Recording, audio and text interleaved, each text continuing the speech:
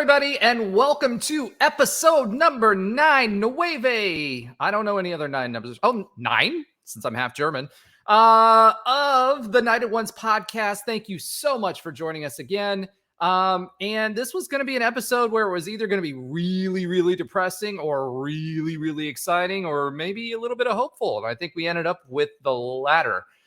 We are the only podcast that features a former UCF National Champion, a former UCF radio host, and several podcasters shooting the breeze and hanging out at the Troughs at Oklahoma. So we'll talk about that a little bit later. But for now, let me go ahead and bring in the guys. We're going to start with Trey Neal. Hey, Trey. What's up? What's up? How you guys doing, man? Yeah, exactly. Bring back the old head stuff. All right. And Alan is going to be toughing it out with us this week. Unfortunately, we had to push it a day because he was so sick, but we wanted him to be here, especially since he was at the game. So welcome back to the show, Alan. Hey, guys. How you doing? Awesome. And then last but not least, but sometimes last, but always last but not least, Josh Lazar, welcome back to the show. I have it on good authority that you almost wore a floppy collar this week. That is fair. And nueve? You did nothing? No other nine? I said nueve. I said 9. 9 is German. Noon? Is it Nissan, Shigo, Rook, Siege, Hach. Jew would be Japanese. So, yeah, I have a few languages there, but most of the languages I know we can't say on the show because, as a reminder, this is a clean show. So if you have to say it. I can't say it. I can't say it. We actually have international listeners. I can see where people, view the show from, and we actually have a fair contingent of international listeners, and we want it to be a clean show for them as well. Yes, listeners. All right. So Oklahoma, folks, this was going to be either really, really encouraging or really, really deflating. And something we've been talking about for the past 2 to 3 weeks, really, since the Baylor loss has been, what's this team going to do out of the bye week? Right? Were they going to pull their belt up by their bootstraps? What were they going to do when they got hit with Kansas last week or 2 weeks ago?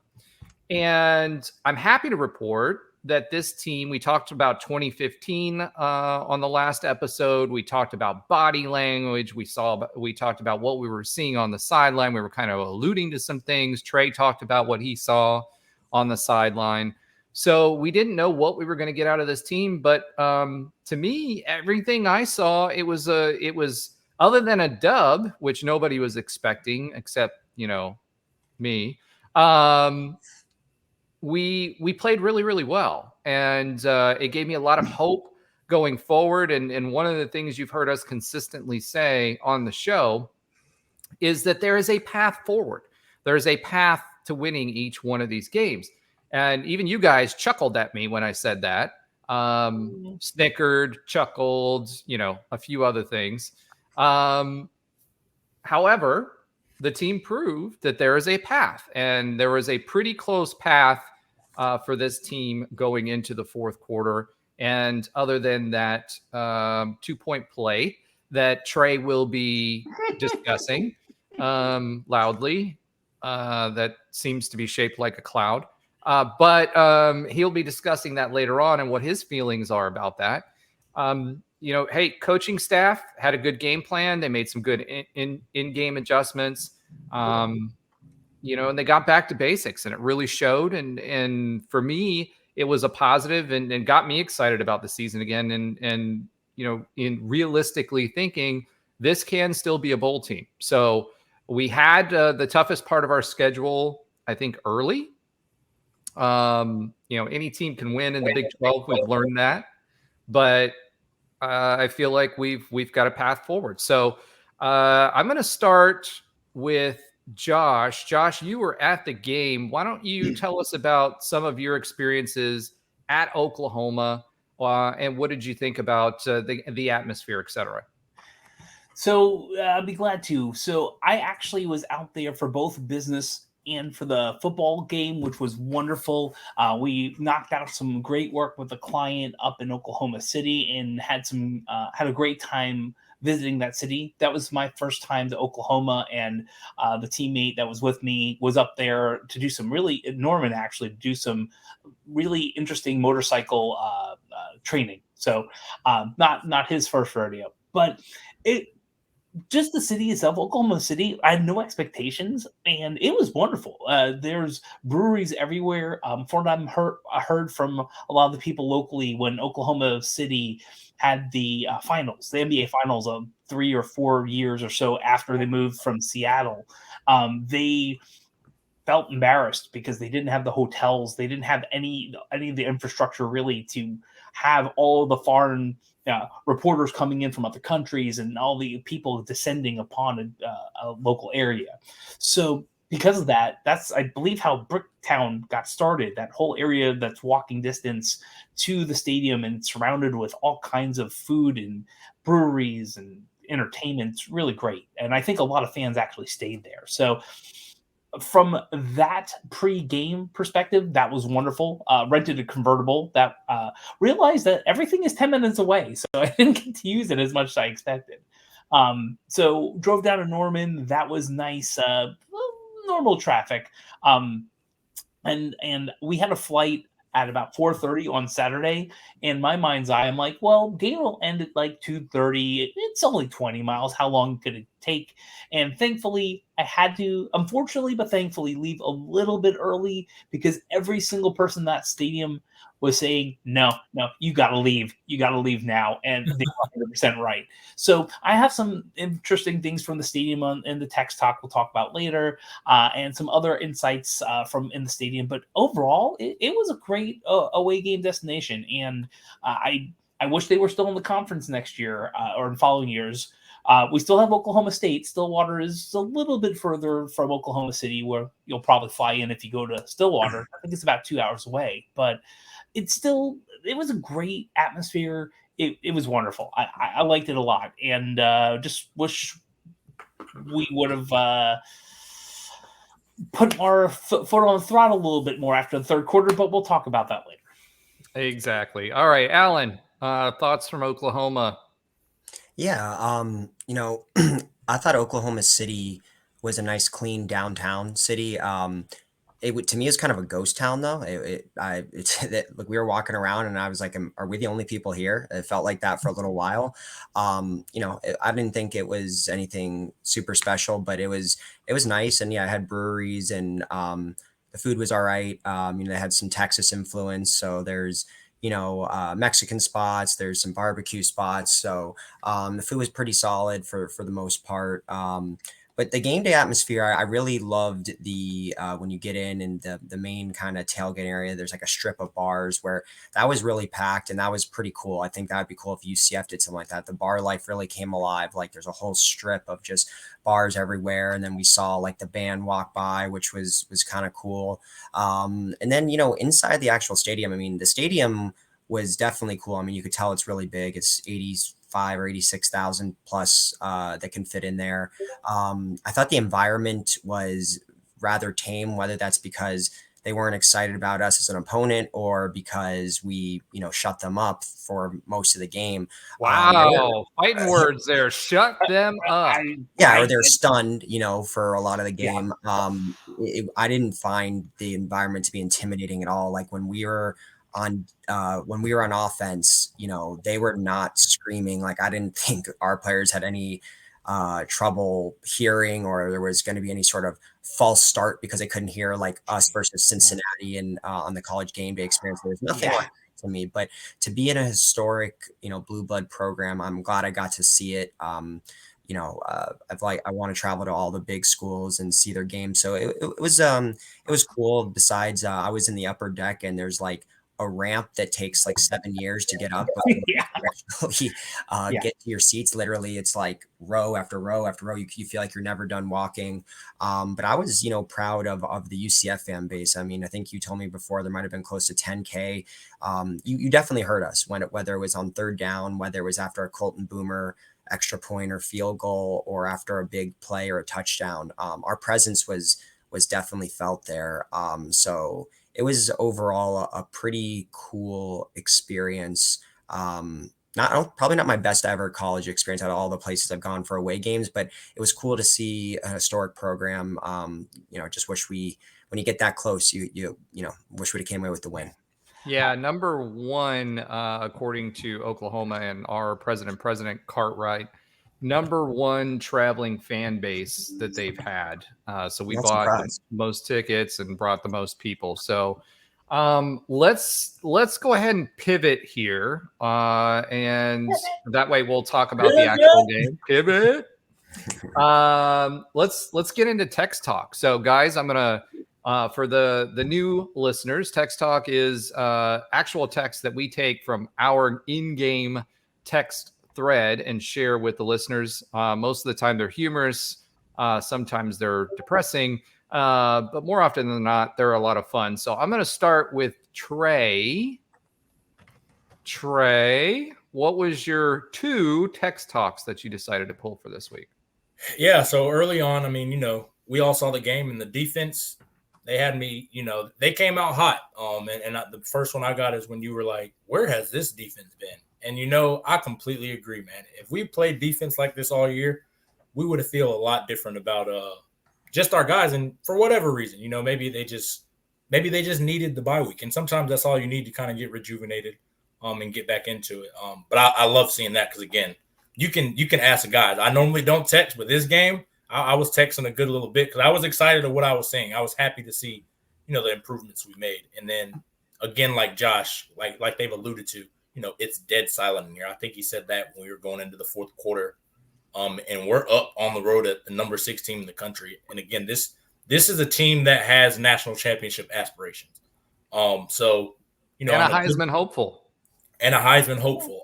So to make us feel better, we had a potential, college football playoff team. We were up going into the fourth quarter, and watching that game, we were playing better football than they were. So I just think it just goes to the potential of our team. And we all know JRP was still a little hobbled, things like that. But, I think this is the progress we want to see. This is the thing that me and Alan were talking about a lot earlier in our preseason predictions.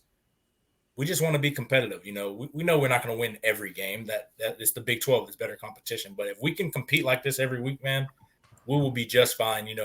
Not only the rest of this season, but going into the future. So those are my 2. All right, Josh Lazar, what are your 2 text talks for this week? And 2. Okay, so I'll group them. One because I'll group them. Here's the thing. I overheard a lot of things in the stadium because I actually sat in 2 different areas of seats. So to Alan, I went up the 650 ramps to get to 107, which was pretty high up. And then I also moved to, I think it was 7, where all the UCF fans were. So at the beginning of the game, I heard someone next to me up in 107, which is, I think, the home side, say, "Hey, that's a cool-looking mascot," which I get a lot of things from Nitro, but that's not really one I get to hear. But I did look at Oklahoma's mascot, and I get it. Oh, my gosh. Speaking of mascots, I know they were doing the Spider-Man theme thing this week on Twitter. Eric DeSalvo, I love you, but please don't mess with the Citronaut because that interpretation of the Citronaut was terrible. No. All right. Don't do it. Yes. So then when I was walking over to the other seats, which took more than the 50 minutes of halftime, someone was saying, "Man, I'm really ready for this game to be over." They were not happy. They were silent in the beginning.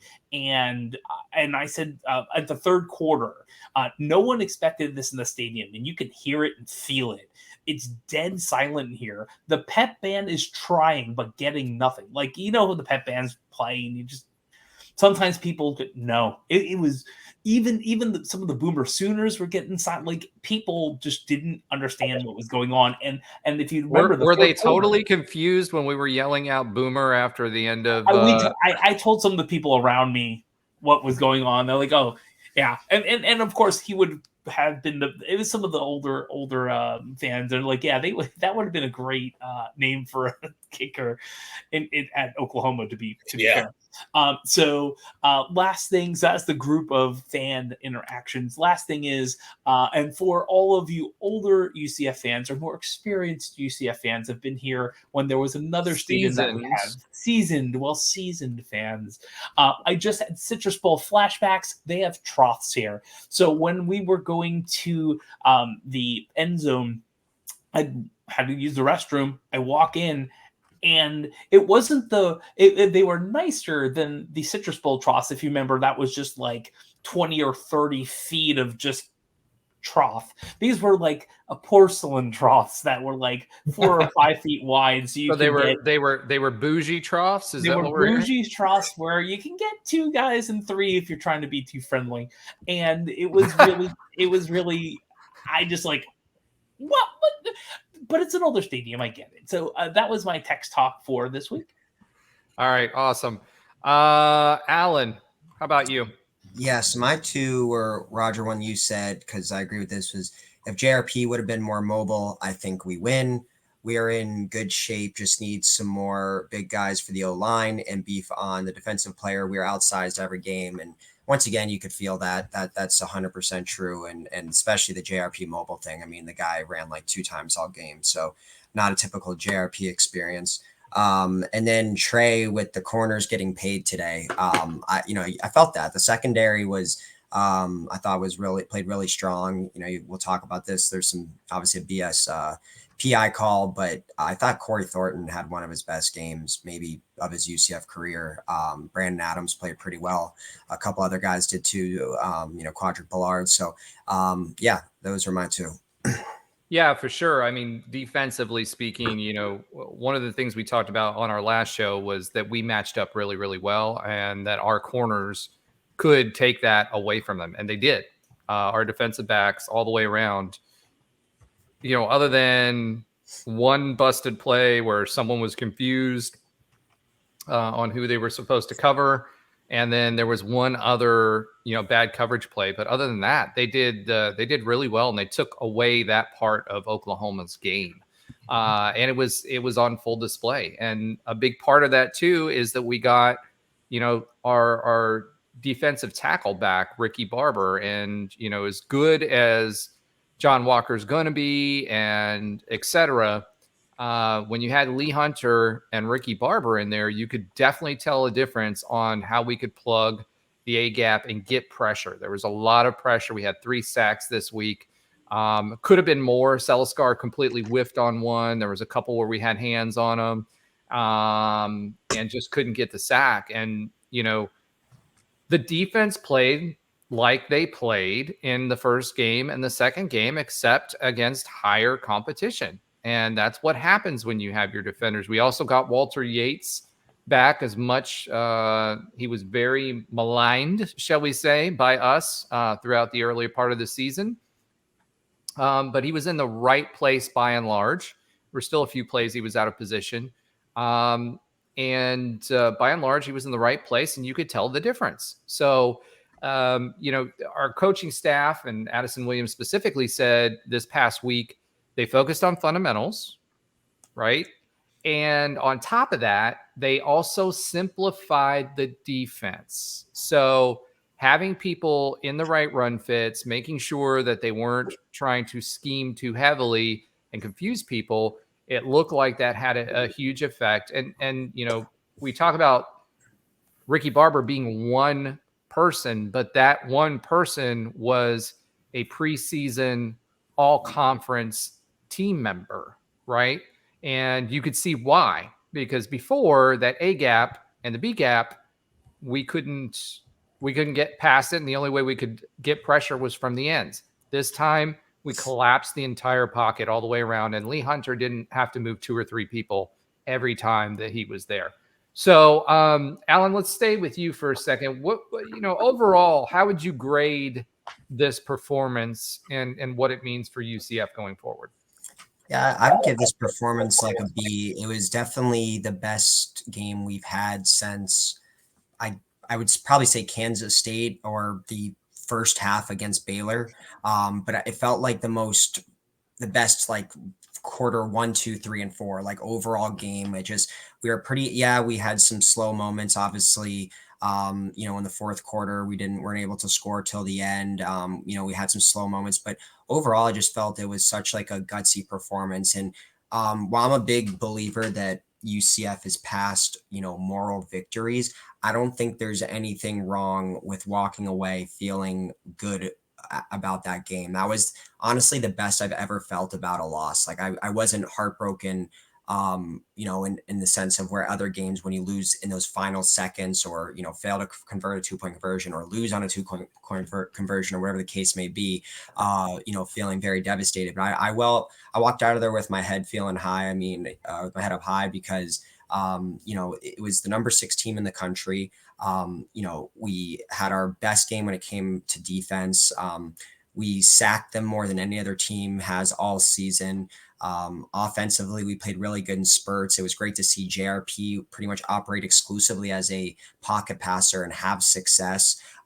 Anytime that we got down or they scored, we were able to, fight back. I just thought the overall fight of the team was great to see. I think after the last 3 games, this could be a team like Trey talked about, could have mailed it in, lost their confidence, lost their momentum, felt like they had nothing to play for. But to see them go to, toe to toe with the number 6 team in the country was awesome to see. And I think it was something that builds momentum for the remaining 5 games. Like, I know it might've been coach speak, but when Gus came out and said, we're going to have, a good end to this season, essentially, like I really believed him. It felt like this, was some building blocks for these final 5 games. I mean, who knows, maybe it all comes crumbling down in the next game, but it felt like getting back to basics, and the game plan that UCF had for this game, outside of a couple things, was perfect. And to see them, it felt like they just turned it around. Like this was the team that it was, we saw closer to in the beginning of the season when we had a lot more hope.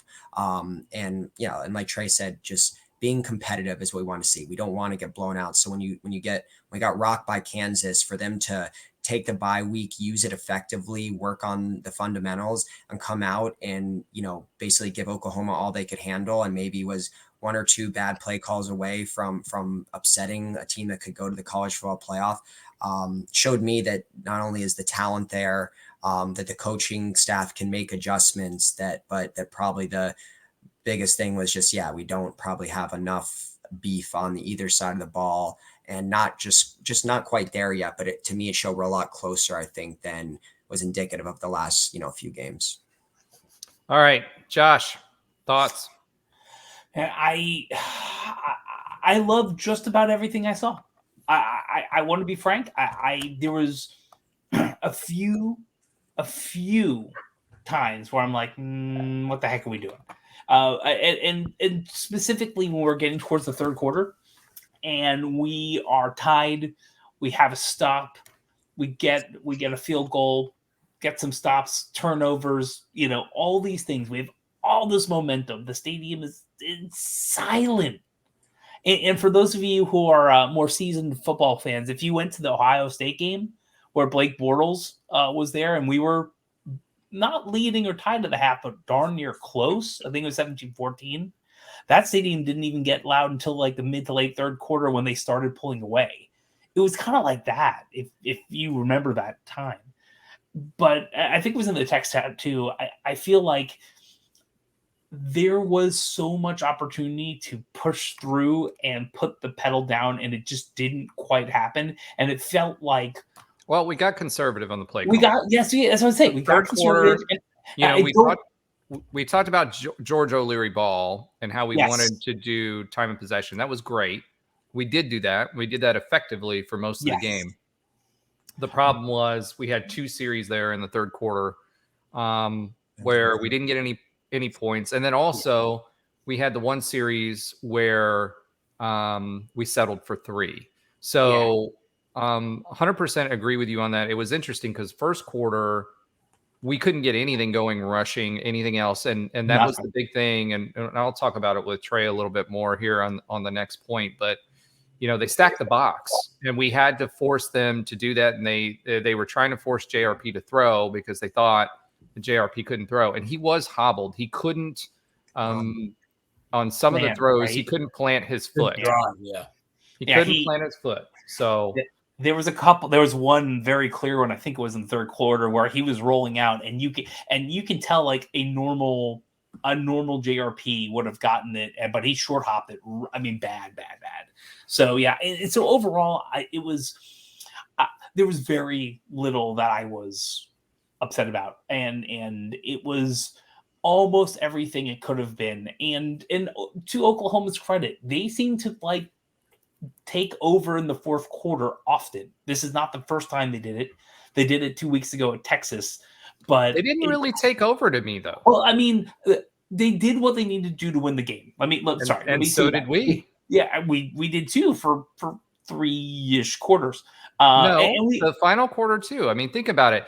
Our team had to sit there, and it was under 2 minutes left. They had just scored, and we drove the length of the field and scored a touchdown, which we had trouble doing against one of the top red zone defenses in the country. Fair. Scored the touchdown with a short field. We just fell a little short. So I wouldn't say even that Oklahoma dominated us, because we did score 2 field goals. So to me, I think this was a wire-to-wire game. The problem was the 3 punts prior to that last touchdown. We punted 3 possessions in a row and it took no time off the clock. Yeah, and that kind of feels, that part felt a smidgen Baylor-esque, not the whole thing, but like, we have this momentum. That was play calling though. Yeah. That was 100% on play calling. What we needed to do there. Yeah, I mean, there was 1 first down over the course of 3 series, so that was an issue. Yeah. So that was some of my overall thoughts. There was very little to be disappointed about in all reality. All right. Yeah. Trey, our next question gets into defense. So let's just get your overall grade. If you were to grade folks A to F, just like a school grade, what's your grade on what UCF did overall? And we kind of talked about how we felt they brought the hope back for the rest of the season, but just in general, how do you feel about the team now? Yeah, I mean, I think the grade from that game, I'd have to go like with Allen, was a B. And I don't think it was a B because of the way the guys played. I think they played great. I think it was a B because I think our coaching let us down. So if our coaching makes better decisions, it's an A. Because it didn't, it's a B. Like that was my thought process behind it. But yeah, I mean, I think we played good. The things we talked about last week, I think, me and Alan that 2 weeks ago were like, there's no chance we're beating Oklahoma. But that was more. And then Roger said, "What? There's a path." Yeah, but that was just more after what we just saw for the last 3 weeks. There's no way we're beating Oklahoma. We take it, let a week to marinate. And we did say we don't think we're gonna win, but if there's a way to win, which was a slight % chance, there's a style that we're going to have to play. We played that perfectly to a T. We played ball control. We played great defense. Don't give up the big plays. I mean, literally everything we talked about on here, that's how they did it. Ultimately, a couple of bad decisions of play calling ended up costing us that game. But overall, again, I think these guys played amazing. I think they played tough. I think they played hard. Maybe not some of the smartest things when, some of the penalties that were dumb, but I get it, Well, hold on. Ready, Trey? Ready? You mean that one? Yeah. And that didn't even result in a penalty and should have, but I'm not going to lie. Which I don't one? know if people know when you celebrate Baker's kiss of death. He was blowing kisses to soft boy. We got very lucky because the thing about college is if you celebrate before scoring a touchdown, it does not count. Perfect example, 2016, we're playing Cincinnati at home. Savon Lowry catches a pick. He's running with the ball from the 20-yard line, showboating. And it's a pick 6 touchdown, but they called it back. And I mean, he got ripped for it in the meeting, and he understood. But we're lucky that didn't get called back because that was a big momentum swinger for us that could have been detrimental called the other way. But again, I get it. It's a big-time game. We have to be a little bit smarter with that. I'm not really mad about it. But that's not the first time that's happened either, right? Yeah. With that particular player. Yeah. You heard it this week. I understand that frustration behind it, too. You heard Coach Henshaw talk about it this week, too. Mm-hmm. He was upset. When that part was brought up, he was upset. And it's not because it was the first time.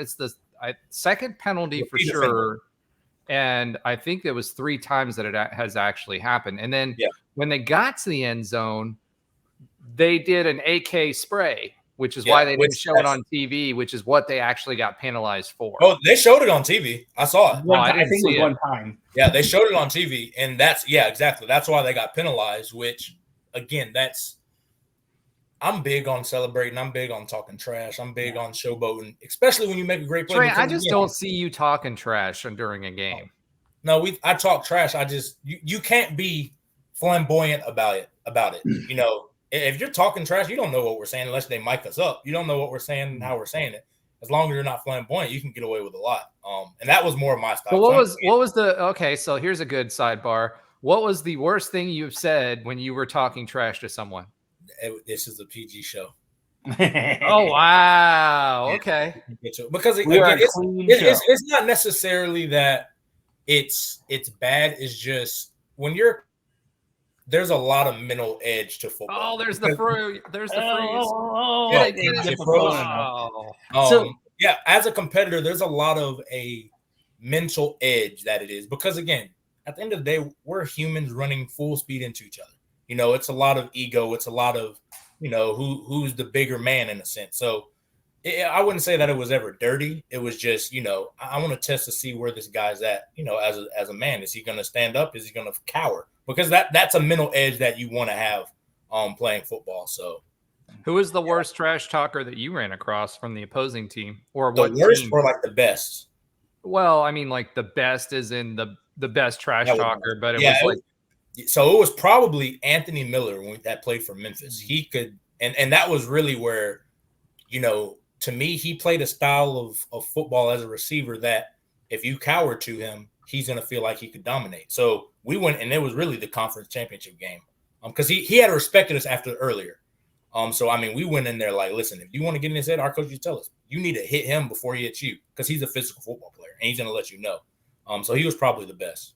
But just building off of – so back to the question, just building off this game, I think it's huge. Like Alan said, I could care less for moral victories, but I think going back and watching the film,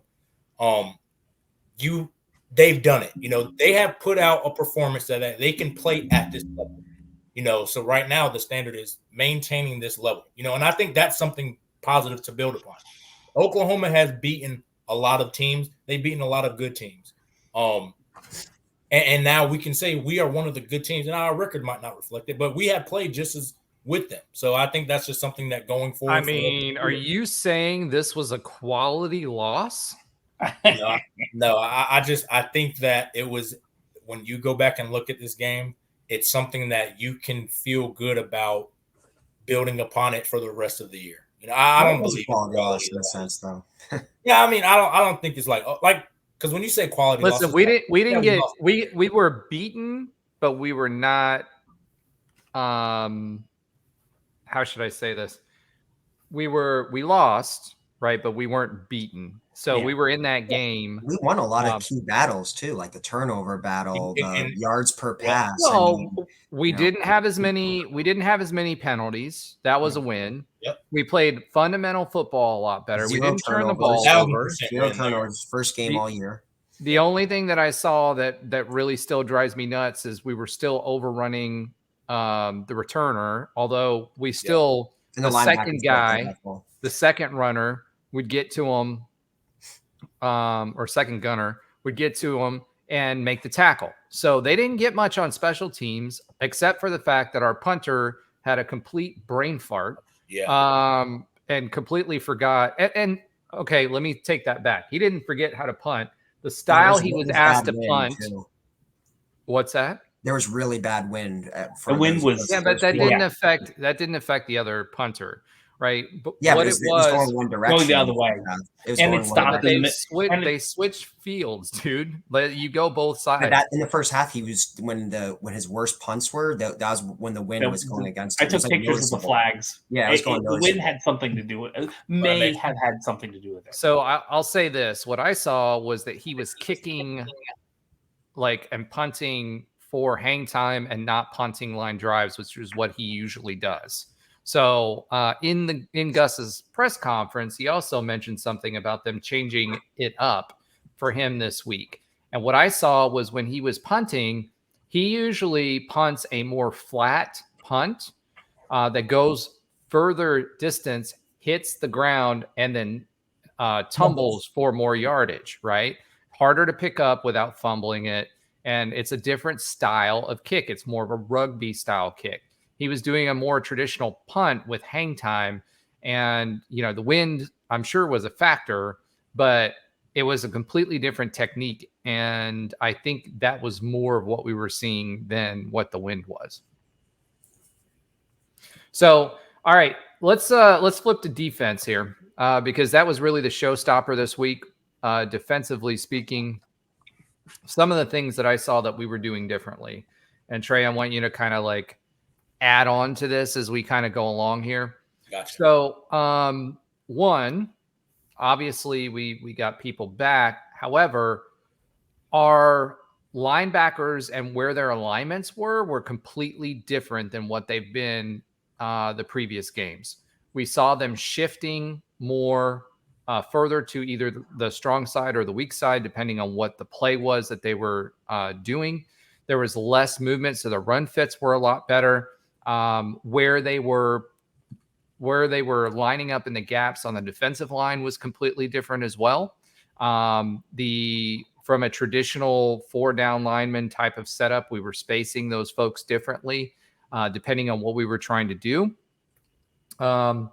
And, for me, what I saw a lot of is we were just way more physical once we got off the ball, especially on the lineman's perspective. The swim moves that they were utilizing, they were using more swim moves, but they were getting off the ball more quickly. The other thing that I will say, and we told you guys this, is that last week, this team, from a matchup perspective and what they want to do with us, matches better to what we do and where our strengths are at versus what the previous teams, which are running a power football style, which works for us if we have two large defensive tackles with experience in the middle. We were getting pressure there, which was allowing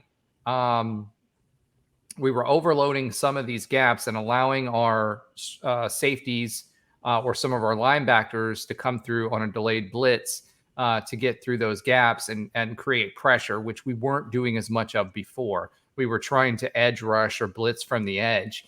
We were actually doing it in the interior. And because we got that push, we got a lot more pressure and people weren't able to step up in the pocket as much. Dylan only had a couple of good runs where he was able to climb the ladder and get out of those rushes. And the edges were still there. Tremont Morris-Brash got a sack there. But it was because they were able to collapse the middle that it gave them enough time from the edges to get and fully close that pocket up on the passer. And none of that would have happened had our defensive backs not played really, really strong football and not give Dylan Gabriel the time to fit it into a window. The only time that he actually was able to pass was on slants or, right in the middle with a 2-3-4 step drop where he was getting the ball out quickly because the play developed much more quickly by the time he got the ball out. The defenders didn't have enough time in their zone to close the gap. So there was a lot of we forced them to play the way that we wanted them to play. And because we forced them to play that way, they had to rush the ball out or risk a sack. So fundamentally a lot cleaner football, a lot more simplified football. But from a coaching perspective, alignments were better, run fits were better. Where we were lining up from the get-go and the gaps that we were lining up and how that overlaps with what the linebackers were doing was just a lot better football fundamentally than what we were playing defensively in the back. So with all that being said, that's what I saw. Trey, what did you see and what made our defense a success? Yeah, I mean, again, I think there was, just like you said, we alluded to it last week that this was a game that we could, use our strengths of our team as corners and execute. I'm very big on styles make fights. You know, you hear that kind of thing in boxing a lot. But I say the same thing in football. Just kind of referencing last night watching the Dolphins play the Eagles. Our O-line is horrible as the Dolphins, and the Eagles' D-line is amazing. You know, so we're going to struggle running the ball, all that. I think it's the same thing. You know, our DBs and corners are very talented, especially, you know, just covering wide receivers. And that was the challenge for them. Hey, you guys got to be on an island and make money and go get paid, like I said. And they did. So, and when Oklahoma as a team that wants to throw the ball a lot, that's exactly what we want, as from our DBs to our linebackers who are more space guys, speedy guys that can run. They overrun plays, but they're running. That's just, to me, that's why it was always a potential to be They didn't second guess themselves this game. Yeah, and I think that was, again, I think that has to do with coaching. But again, we'll see. I think this kind of game and this kind of team plays to our styles. A lot of their run game is very simple. It's a lot of inside zone, outside zone, a little bit of pulling, which plays our strengths because, again, what we've struggled with earlier in the year was got a lot of heavy run game, a lot of power gap scheme. They didn't really run a lot of that. So to credit our team, they played fast. They played physical at the point of attack, which is what you can ask for, which I think that did kind of dissuade them from getting into their run game and trying to. They just were like, hey, we have a Heisman level quarterback. We're going to put it on his shoulders, which to me, I don't think it's sustainable once you start running into, you know, the big dogs, the alphas of college football. I think we really showed a weakness in Oklahoma's armor, and I credit to the coaches because I think they had an amazing game plan for it. Well, we got pressure, which nobody has been able to do on Oklahoma all year long. Yep. We got sacks. We had more sacks than anybody else on Oklahoma. I think that the most that they had in previous games was 1. So that that speaks to me our ability to take away Dillon Gabriel as a weapon, and for the running game. They were on their second string running back, I believe. I don't believe that was their starter. However, it's Oklahoma. Just like we have 5 deep. Is out too. Yeah, we have 5 deep in our running back room.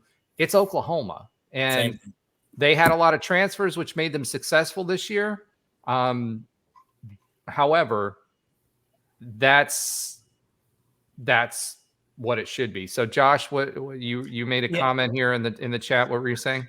Yeah, all the fans in the stadium were wondering what the heck was going on with the running back, and I don't know if everyone actually knew it was their backup running back, but yeah, it was interesting because you could tell that the only 2 running backs that are really probably going to do well would be maybe Johnny Richardson if he didn't have the flu. But it was going to be JRP and Gabriel. They were going to probably be the leading runners from everything you saw for the first multiple. JRP would be if his knee wasn't 75% and he wasn't taking taking like bags of IVs while he was in the game. Yeah. You know what I mean? Because I agree. I didn't expect too much a gap running to be like amazing, but we did okay. RJ did pretty well. Yeah, RJ had a great game.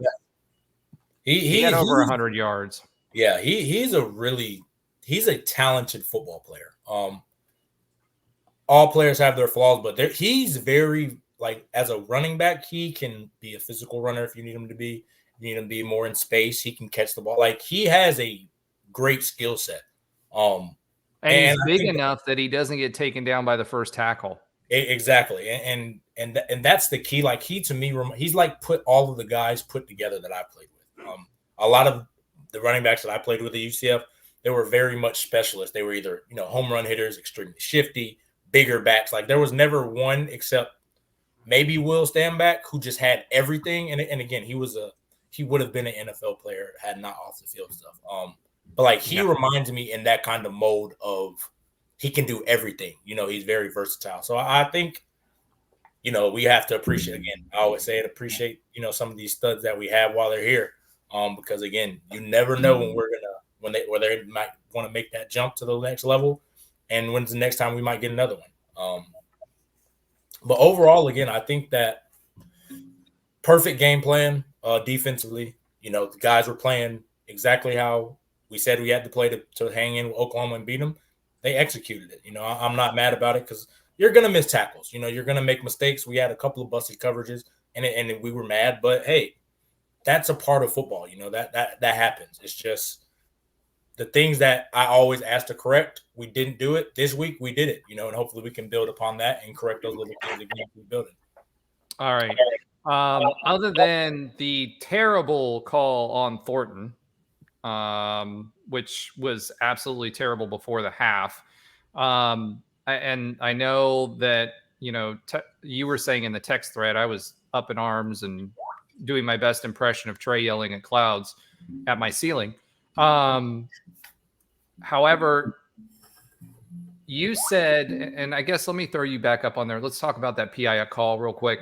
From a former defender, what did you see on that call? Because what I saw, I didn't see that much of a tug to be able to count that. I saw him swinging his arm back, trying to push away from him as he was turned to the ball before the receiver was, and he was coming back to the ball, and I saw his right hand. I didn't see him grabbing a fistful of jersey. I just saw him like pushing off on the receiver as he's trying to turn around and make a play on the ball. So what did you see? Because you said it was it could have been called either way. To me, it was clear that it couldn't have, because the receiver overran it and he was making a cut back for the ball. So the reason I said it could be called either way is because as a DB, we're taught to slip the receiver. By slip, I mean it's exactly what Corey Thornton did. You're making a play on the ball. Instead of staying high, you slip right in front of him really smooth, like you grab him by the hip. But it has to be in a spot where the ref can't see it. The problem was the ref was literally in the back of the end zone, and the play unfolded right before him. And it didn't help that the wide receiver did sell it a little bit by falling. So it becomes a judgment call. I'm not saying that it is a flag. I'm not saying that it isn't a flag. I understand what it was. Ultimately it's a judgment call. And the thing about refs are they're just going to throw it just in case, because you can always overturn it. You can't just – the only flag you can just talk about then drop is intentional grounding. To me, I mean, in that position, in that situation where it gives them 3 points, you don't call that flag. You don't throw that flag if it's an iffy call. So were they calling his hip movement? Because it didn't look like he touched him at all from where we were sitting. So if you're in the video that I remember I sent, I don't know if we can pull it up, but in the video I sent, there is a slight tug. Granted, that tug never should get called when it's that slight. That's why I said because the receiver fell, what made him more inclined to throw it. If the receiver stays up and keeps running, he's like, oh, that was just a good play. Like, this is just the mind of a ref. That's why, and I think he only fell because Thornton kind of hit his foot as he was going, which that's why I say, like, it's so specific and subtle. Like, we used to practice doing this all the time, grabbing the hip, slipping, because we are grabbing their hip to slip the route. But you cannot trip them. You can't touch them in any kind of way, because if they show any kind of, oh, you threw me off of my route, and I'm putting air quotes for the people listening. If they throw you off of the route, the refs are going to call a flag because you are technically interfering with the receiver. And so you got the LeBron James call. In a sense, it was a very NBA flopping kind of style. It was, but that's good gamesmanship by him. Yeah. I can add a little bit on if you want, or we can talk about it later, because I actually talked to some refs about this. Okay, yeah, I'm here now.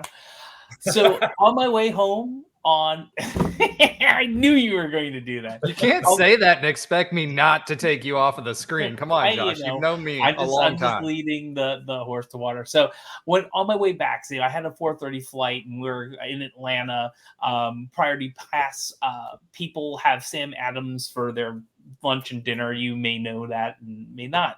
So I'm going to Sam Adams in Terminal B, and I walk up and I see a couple of people looking at what looks like cut-ups, or at least what I would expect to be kind of looking like cut-ups. I've seen some when back in when we were in the circle with George O'Leary back in the day, and it looks something close to that. So I'm like, okay, and I started talking to them.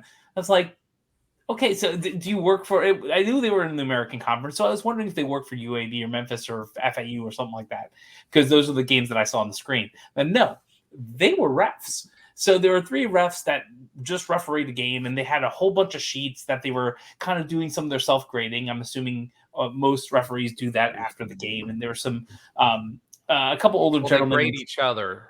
Yeah. So I think there was something like that going on. So we have a conversation, and I'm like, okay, can you look up a play that happened today? They're like, sure. So I had them look up this play because in the stadium it looked off.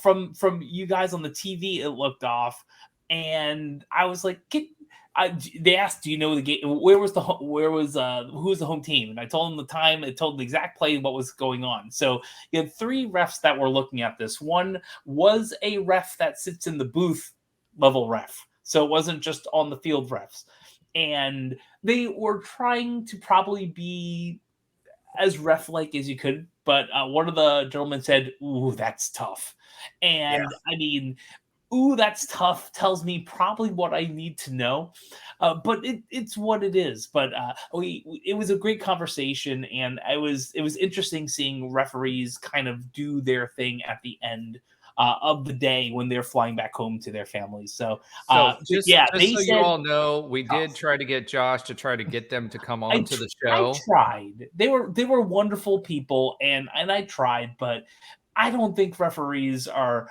itching to be on a podcast for any team, because there's no winners, right? Like when they're at a game, someone's not going to like what they're going to do. But I think I do think it's an opportunity for refs to kind of give us their thought process, right? So at the beginning of the year, they're told, hey, we're going to be highlighting these particular things. They do the same thing in the NBA, the NCAA, basketball. They do it in everything else, right? Whatever the rule is that they're trying to get across so that people stop doing it, right?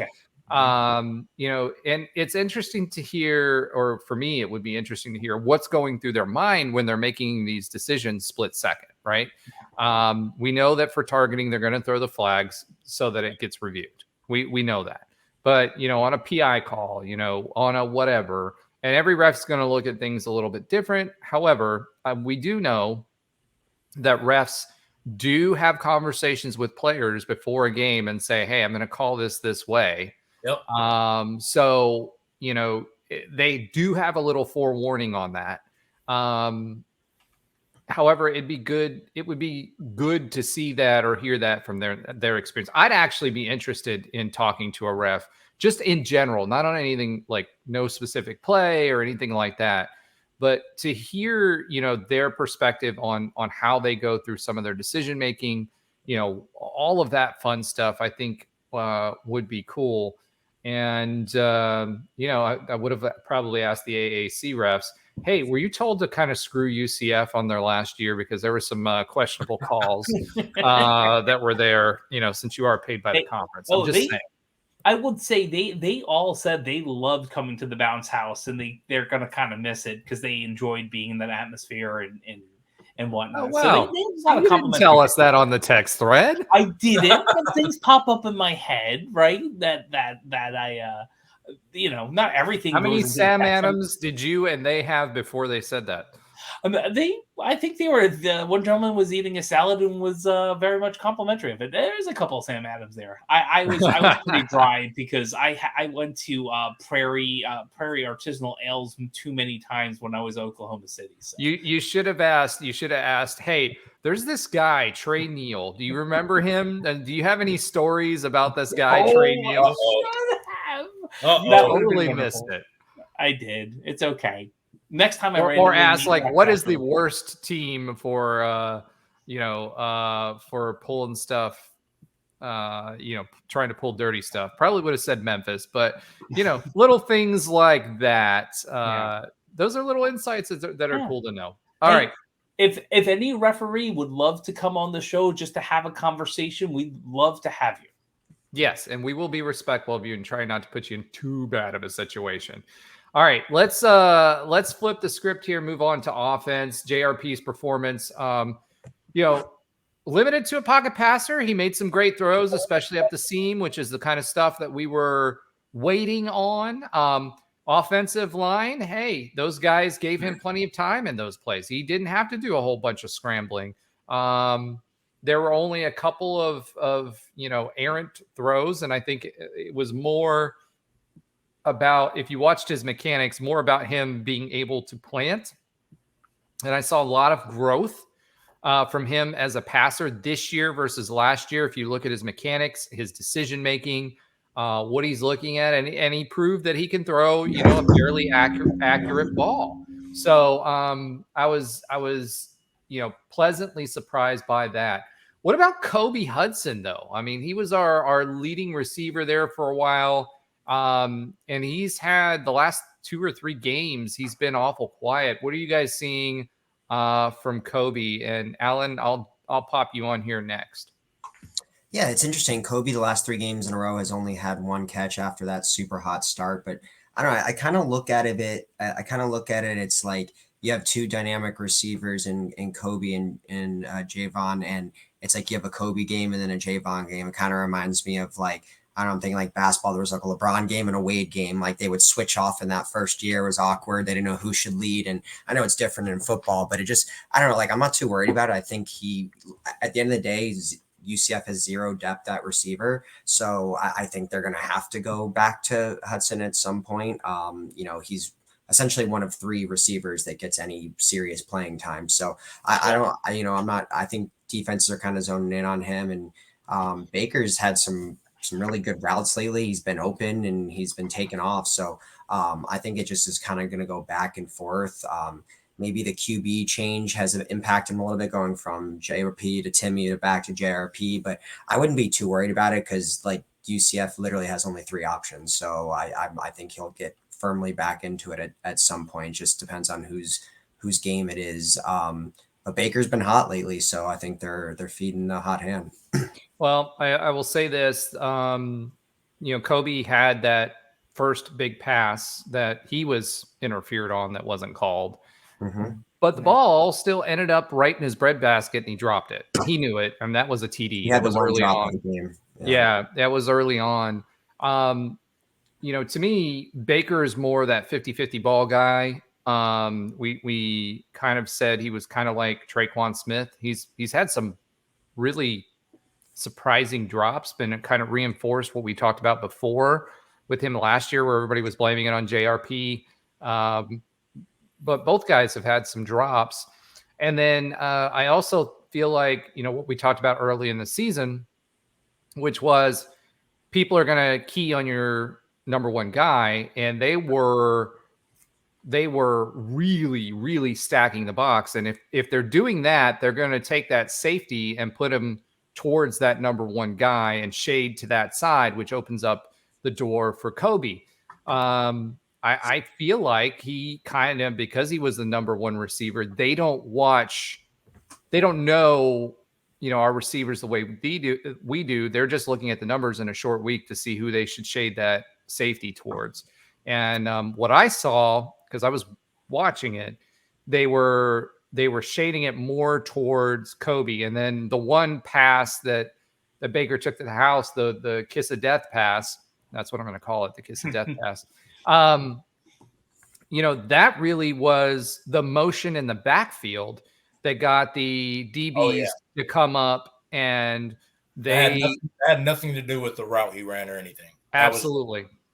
He just basically ran a go route and was like, throw me the ball, throw me the ball, throw me the ball. The corner committed the worst crime you could ever do as a DB, and that is leave your receiver for any reason. And that he saw JRP running, and he's like, oh, let me go stop JRP. And JRP's like, okay. And you have a wide open wide receiver. Like that is Coach Fisher. He used to tell us, he said, that is the kind of play you make to get you to never play football ever again. Like, that is a crime as a cornerback to ever do that.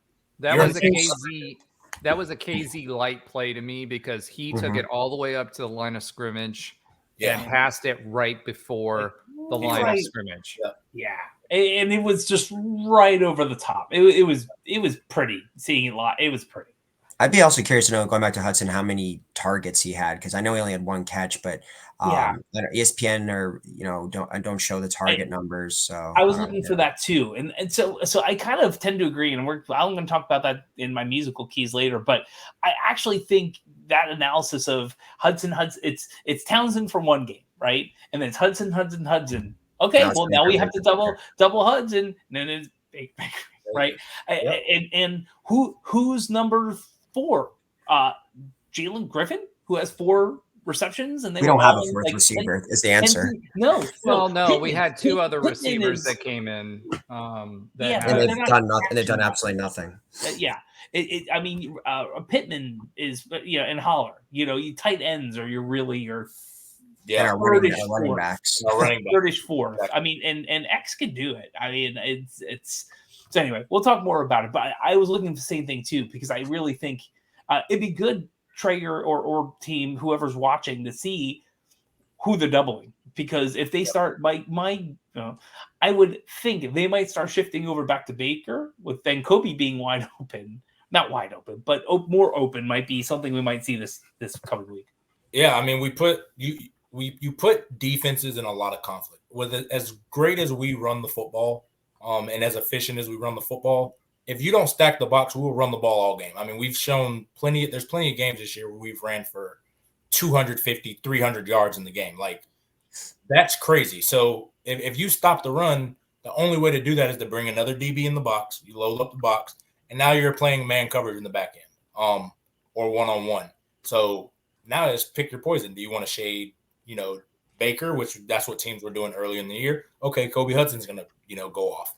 And now I think they're starting to either be more balanced or shade more towards Kobe, more so on the type of routes he runs, but that's a whole nother discussion. But now you're seeing Baker kind of eat, and then you have Townsend, who they get the ball. I think he gets manufactured touches.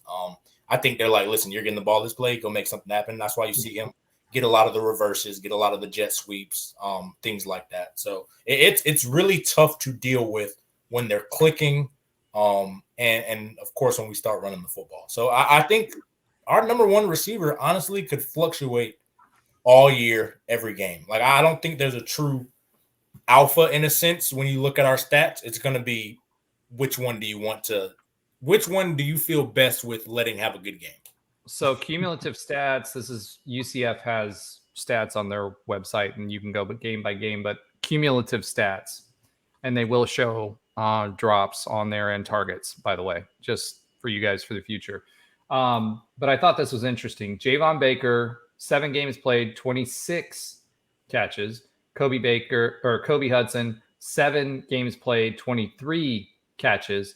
551 versus 496 yards, 21.2 versus 21.6 average, 4 TDs versus 2, 86 versus 69 for the long, and 78.7 versus 70.9. So there's it's the same production. Same production with different skill sets. That's literally all. Exactly, 100% agree. It's different game, different scripts, different. Exactly. Things happen. I mean, so it's going to be a pick your poison kind of thing with them.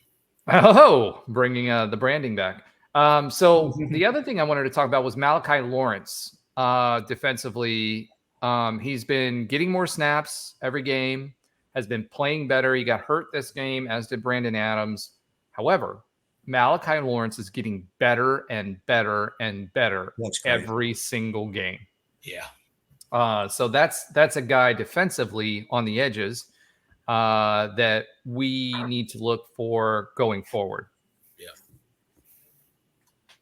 Yeah. I mean, he's got some juice, man. He's a very explosive player, and you can see the talent with him.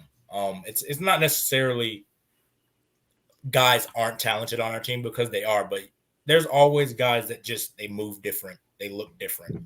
And I think they're just, again, he's new, so he's getting acclimated to everything. He's getting acclimated probably to the defense and figuring out. That's why you don't see him as often. Seems like he's like on a rep count, but I mean, the kid is explosive, and he can just make plays, and you see it every game. It seems like, especially as of late, when we need a play, he's making them. So I'm super excited about his future, especially another freeze. Oh gosh, what I about don't now? see him frozen. No, that might be you, Yeah, Roger. I don't think he's frozen. There we go. Roger's frozen. On. Am I frozen? Yes, Yeah. you are. Now you're not. I don't You're know. I'm back. moving around. Now you you're are. back. But yeah, I mean, I think once you kind of, as the year progresses, I think we're gonna see a little bit more of him. That's just the natural progression of it. You know, he's a younger guy. We have some older guys, and he's got to get reps, man. Because I think we lose Everyone. Salazar. Yeah, we lose a lot of guys. So he's going to be lose Drop and Salazar. Yeah, so he's going to be a key piece. You know, I don't want to say look too forward ahead, but that's what you're going to do naturally. You know, the difference is Salazar gets loose back there, but he overruns the quarterback so many times. He's a good player. Don't get me wrong. And that man has come from nothing to where he is today. And he's one of our leaders. But instinctually, his angles and, overrunning the quarterback, Lawrence instinctually is so much better at that. And it's fun to watch. Yeah. It's nice to see too, finally a hypo recruit, somewhat break out here. So, that those last two classes were god awful. So, it is nice to see. Was he a hypo recruit? Yeah. Has it been 3 years? Yeah, Malachi's been, he's in that same class with Matt Alexander and a couple of other guys. So it's good to see him. I mean, one of my favorite parts of every single UCF football season is seeing who the breakout stars are that are going to be the stars of tomorrow. And this year has been painfully few. It's been Randy Pittman and Malachi Lawrence are pretty much, I feel the only two guys. Yeah. But I think any of the Oklahoma games showed me how thin we were. We exclusively rely on our starters, and that's it. But Lawrence has been awesome. He's been one of my guys to watch was Matthew Alexander, but it ended up being kind of Lawrence that kind of took over Alexander's spot because Alexander was starting to get a lot of playing time towards the end of last year. But now, Lawrence looks great. I mean, I think he's second on the team in tackles for a loss and sacks. So, and that's playing as just as a rotation guy. He's not really getting snaps. Yeah. So again, you see that talent to be able to be second in tackles for loss and sacks as a rotation guy. Just wait till we can fully unleash him. It's going to happen in what is I think his third year in the program. I mean, I guess that's not necessarily late, but it's it's not like we saw flashes of this necessarily too much over the past couple of years. So. Yeah, because we're gonna need some guys to come back because we're losing a lot of talent on all the. It's a senior Latin team, so it is good to have some of these. I think would technically be a redshirt sophomore, so he should have 2 years left. So that's good to see. Yeah, I think again, like you said, I think that's the beauty of it was just getting these guys a lot of reps because again, I try to tell people it's so hard to simulate how fast it actually happens. Watching film, and it's nothing like practice. I tell people all the time when that 2017 year, we used to practice against the best. To me, we were the best offense in the country. Saw all kinds of speeds, all kinds of skill sets, But when you go out on Saturday and play Memphis, you get used to seeing Adrian Killens run. His speed, because I've ran with him in practice all summer. You did? Different. Oh, did you actually run with him, or did you get dusted by him? I was getting dusted. Trust me. But I just want to make sure we were accurate because they have these things where they measure the speed now, so we could go back and get the receipts. I'm just Who was the closest to being able to catch him? Oh, I mean, I think it was probably one spring. See, here's the beauty about Otis, probably right. And then who was the receiver that used to run really, really fast? There was one receiver that was tall. Jacob Harris. Oh my gosh. Yeah. He's in the NFL. Flying. Yeah. Well, he's in the NFL in a practice squad, but yeah. But I mean, the thing about football is if you take a good angle, you can kind of look like you're running fast. That was my whole thing. If I take a good angle at AK, I look like I'm kind of running fast because I could eventually catch up to him. But when we used to run our 40s and 100s, he would dust me. What I was saying was that I saw that every day. So I knew how fast he was. I saw all the moves. I was used to it. It's different when you get in there on Saturday and you see your opponent who you've only seen them on film. It was weird seeing different guys, how they, seeing Cortland Sutton run versus in person versus how it is watching it on tape and clicking through it. It's completely different. So I think, again, Matthew Alexander, or not Matthew. What is Matthew Alexander? That's the DT. Oh, okay. Malachi Lawrence. Yeah. I think just him getting acclimated, and again, he's feeling it out, and he's, again, just using his instincts, and I think he's starting to figure it out. Redshirt sophomore, and remember, guys, you've got redshirt juniors and redshirt sophomores that are playing at P5s. When you get to Alabama, you don't play off the bench. Oh, you no. get those years. You have to be a special player. It doesn't even matter if you're a 5-star. There's 5-stars at Alabama. You're saying young guys, you're saying don't play? Yeah, no, they don't. I mean, think about it. It's just like, back in the O'Leary years, you sat. You didn't come in. I mean, Trey said it himself, right? O'Leary told him, you're not going to play right away. This year.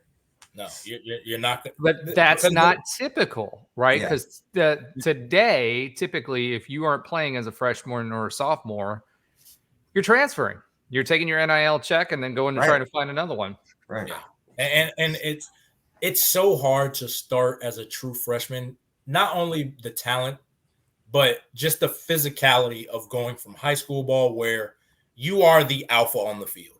You are probably the fastest player, the biggest player, the strongest player, the hardest hitting player with the best skills, 99% of the time. It's hard to go on the field where everybody in college on your team is literally that same person. So what's the difference? There's a physicality difference. And that's why it's rare to see, especially like in the trenches, bigger guys playing early, because you're talking about an 18-year-old going against some grown men, 22, 23 years old, in college. With 3 years in the weightlifting program. 3 years in weightlifting, 3 years in nutrition. Like, these are some big boys moving some weight. So you have to it's a combination of all of it.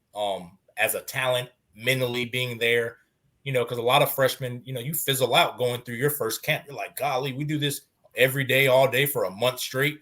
No, nothing, just football all day. Like, that's a shock to you. Like, a lot of guys fizzle out just from that. Whereas you have the veterans who they knock it out like clockwork, clocking in and clocking out. So it's hard.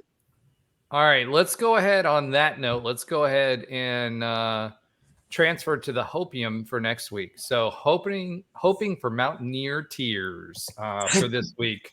I right now I'm just going to give a quick game preview, and then we'll allow you guys to go with it. So UCF opens up a favorite, unfortunately, at -7. I don't like that. Don't like it either. But it's homecoming.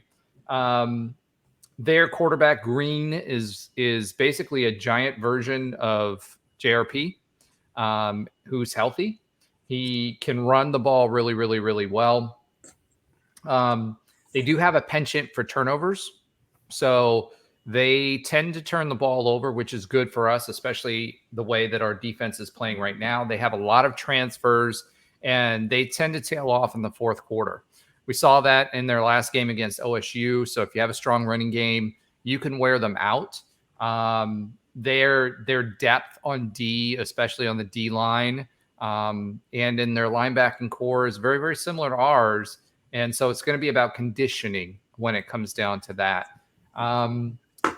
Right now, West Virginia is 4-3, 2-2 in conference. Green actually, as good as he's been, has a 52% completion ratio, 50.6 in conference, 8 TDs, 2 interceptions.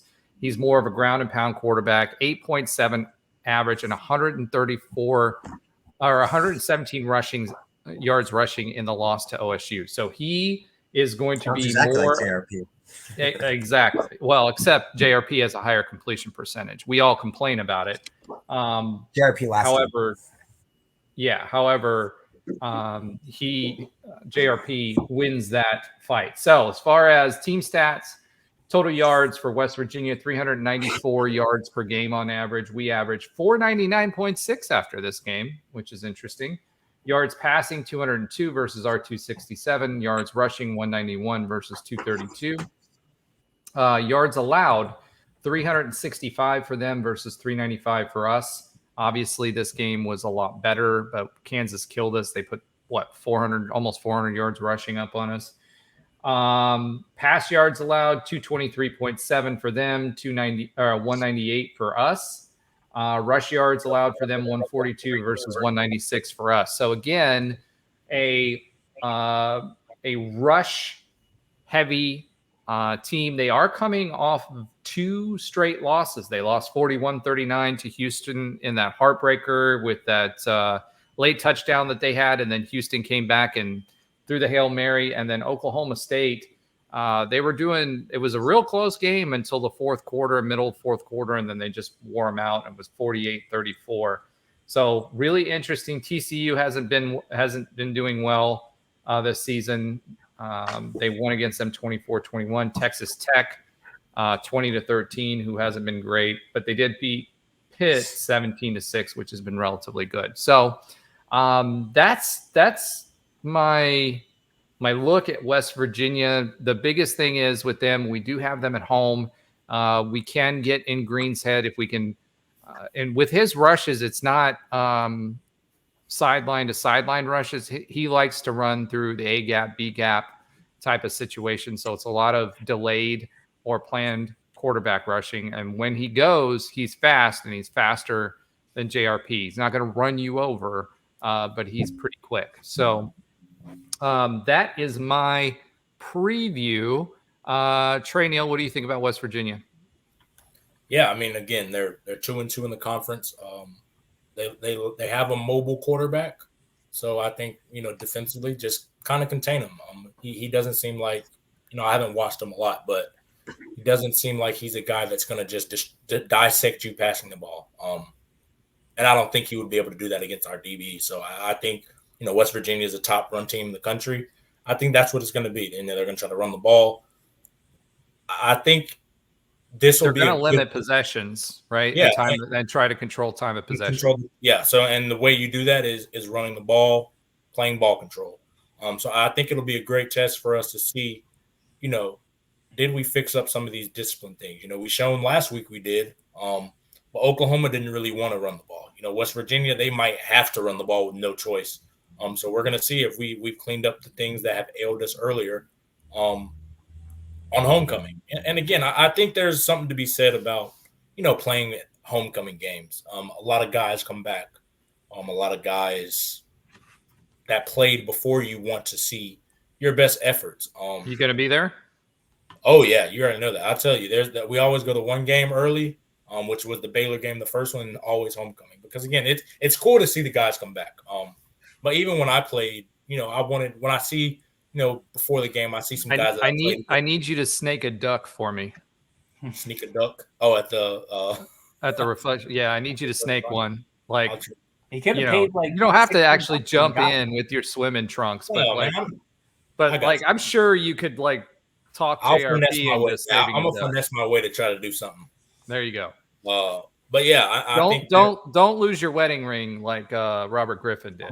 Yeah, that was a rookie mistake. That's why. But yeah, I think if we play how we played last week, just fundamentally sound football, I think again we are a very talented team to where if we don't shoot ourselves in the foot, we can win games. If we don't turn the ball over, we can win games. If we tackle well, we're going to be in a lot of games to win games. So I think that's the game plan. I think going forward on, because like you said earlier, Roger, I think the toughest part of our schedule is behind us now. I think a lot of these games are winnable if we play a certain style. And again, I think a lot of these games are also losable if we don't play to that style and play to our strengths. So I will say this. We had some really good tackling in space this game that we weren't doing earlier in the year. Night and day. So I think if we maintain those things, I think we should beat West Virginia. They're not world beaters. But again, if they're going to play a ball control game, if we let them run the ball, they will just run the ball and keep running the ball and do a play action dump and get another first down and just keep chewing the clock out. That's what they want to do. All right, Alan. Yeah, this is a game that feels like a good bounce back opportunity. We haven't been at home in 3 weeks when you account for the bye week. So, getting some home cooking, hopefully Oklahoma performance inspires fans to come. Plus, it's obviously homecoming. But kind of like Trey said, styles make fights, and Roger, I think you even mentioned the texting. You're a little concerned about them. This is not like Oklahoma. This is a run first team. This reminds me more of like the Kansas State or the Kansas game. Exactly. West Virginia is top 5 in the conference in rushing. And I don't know if you've seen the running back CJ Donaldson. This dude is massive. He was recruited as a wide receiver / tight end, and he's a running back. I mean, he's 240 pounds.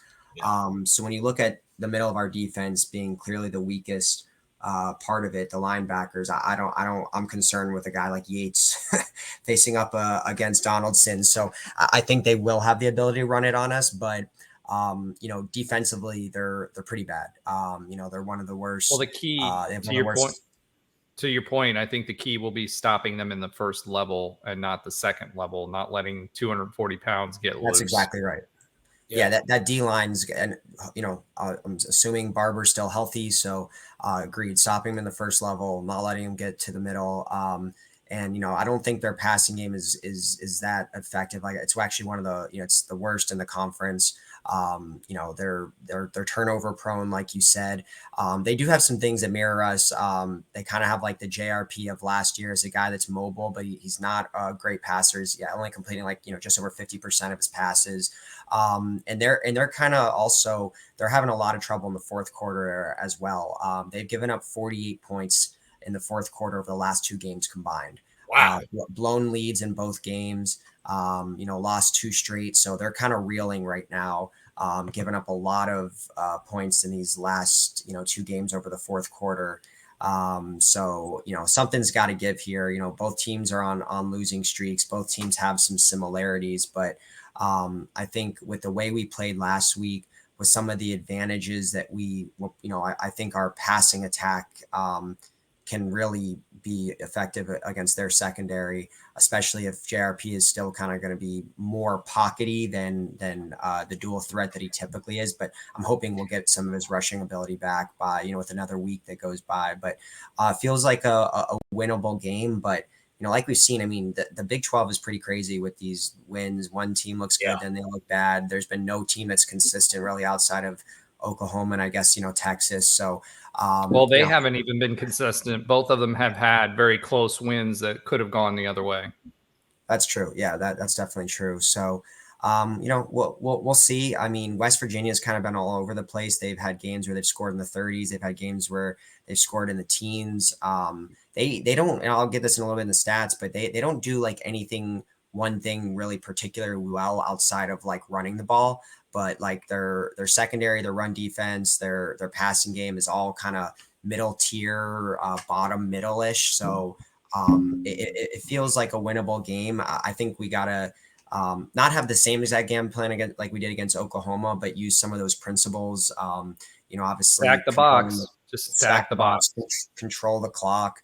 I would love to see some explosive plays, and I think it could definitely happen against West Virginia. We can bring back some of that quick offense against them. Look, this is it right here. This is the final stretch. It's got to start here with a win, especially if we're going to make a bowl game. And we're favored by 7. And but I think we're in a good spot with West Virginia coming off a much worse loss, and we're feeling like we got some of our momentum back. All right, awesome. Josh Lazar, general thoughts about West Virginia? Yeah, I'll be quick because all of you covered this really well. Like it's interesting because they're really rushing heavy. Like most of their touchdowns are coming from rushing, and not from passing per se. Their running back and their QB are within 100 or so yards of each other rushing. Right, their top 2 wide receivers, if you call it depends on how you call it. If it's on yards or receptions, they have 2 or 3, but they only have about 6 or 7 total touchdowns. So I think everything I heard is exactly what I'm expecting. There's a lot of close games. It's interesting. They've had in their schedule, forget Penn State, right? Penn State is a pretty darn good team, right? And forget Duquesne, right? Or yeah. If you're talking Pittsburgh, Texas Tech, TCU, these all have been relatively close games. Like Oklahoma State is their only not close game, and that was minus Penn State, and that was after that like kind of weirdness at Houston where they snatched a win from the jaws of defeat or whatever. So it's going to be a pretty interesting game, and I do believe the jaws of the win. I know it's whatever it is. You got it. I'll probably make that a short or something. But Alan's right. They're a very interesting game. It's a very winnable game. I know the spread is 7. One thing I will note, because I want to go a little bit deeper since you've covered it, they have a boomer of their own in a kicker, Michael Hayes, who's literally missed 1 field goal the entire year, and that was over 50. But his name's not Boomer, so it doesn't count. It is not, but they have a pretty solid kicker too. So if you're at the game, I'm not. So is he kicking bombs and kissing moms? Is that what he's doing? I'm not going to make up a nickname for Hayes on site, but Hayes is doing pretty good. So don't expect your kicker to miss more than likely in this game. Of course, now I just jinxed them; they'll miss everything. So perfect. Yes. Yes. Please continue to jinx them like the announcers do. So, yes. All right. With that being said, that wraps up our West Virginia U. I don't know, coverage other than our pick our poison and keys to the game. So, Trey, I'm going to let you yell at a cloud here. This is your segment. What are you yelling at this week? Yeah, I mean, again, like we talked about earlier, the guys, I think, played a great game. I don't think you could ask too much more of them. You know, there's going to be mistakes. To me, the coaches cost us. Listen, I'm not in the locker room. I don't know who calls plays. I don't know how the dynamic is to where is Gus kind of guiding our OC, Henshaw? Is he just giving them full reins? Does he have any influence? I don't know. All I know is the 2-point conversion play is probably the worst 2-point conversion play you can call with the game on the line. I've been around plenty of coaches. I've seen plenty of different styles. When you have a 2-point play, game on the line, that is supposed to be the best play call you have in your playbook. I know there was something saying, you know, they used that up earlier. But to me, there's no way that – let me give more insight. You run a double pass, 1. Dumb thing to do on the 2-yard line because you don't have enough space to run it. Number 2, your wide receiver is right-handed. Why in the world would you make him run right or run left to throw across his body to run right? If you're going to run that play, run it going right to make it forward on the run. You have to be able to, yeah. Yeah, other hash. You get the choice. You get to choose. Exactly. Yeah. You get to choose which hash. So to me, it's like, okay, that's dumb number 1, dumb number 2. Number 3, why is that your money play on the 2-yard line? You know, and I think that was terrible because I'm very against game on the line running sprint outs. You know, like 4th and 2, and you see quarterbacks running sprint outs because you are essentially cutting half the field in half, and you're cutting your reads down in half. You're cutting your options down in half. The 4th down play, we had 5 options. You had, you know, Baker running that deep crosser that ended up scoring. You had Kobe Hudson. You had Pittman. Like, why limit the options from 5 potential guys that can catch the ball or run the ball to literally 1? I mean, you legitimately threw the ball out to Xavier Townsend and expected him to throw the Baker, and Oklahoma covered it. So what do you expect them to do? Just play backyard football? Why Townsend and not Harvey, who was a quarterback before? So, like, there's so many issues with the call that, like, to me, he failed the team. Like, that to me is a coaching mishap. Because all the things that I mentioned, you're literally – it's already hard enough to get 2 yards. It's already hard enough to get a 2-point conversion. Why make it harder by doing all the things that I said? You're legitimately giving yourself a 1% chance, and it would have just been a miracle play, you know, similar to what who's the left hand? Who's our backup quarterback? What he did against Baylor, where he ran backwards 30 yards to complete that long completion. It would have been a play similar to that. And to me, that's just such a low percentage play that I think that it's terrible play calling when your team needs you the most. You know, you can't ask your guys to go out there, play as hard as they can, play sound, play not perfect football, but they play, like we said, Alan, the only way we had a chance to win the game was how we played last week. We had to be sound in everything that we checked off. We had to do it. Can't turn the ball over, tackle, cover, everything we did it.